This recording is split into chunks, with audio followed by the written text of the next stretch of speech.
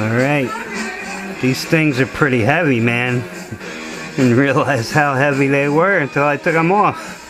Yeah, you take off these little rubber thingies here that cover the holes, stick the screwdriver in there and take out the Phillips head screws, 4 screws obviously. And then you put these here on, 3D printed grips, nice and light, and they fit very nicely. Since I'm a thumber and I use this switch here,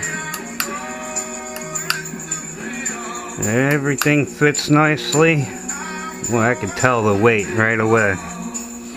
But yeah, I broke it. I dropped it on the concrete in the cold and broke the switch panel, came right off.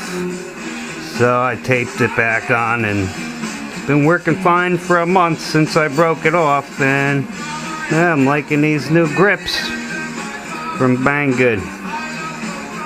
Pretty cheap. It's like 4 or 5, something like that.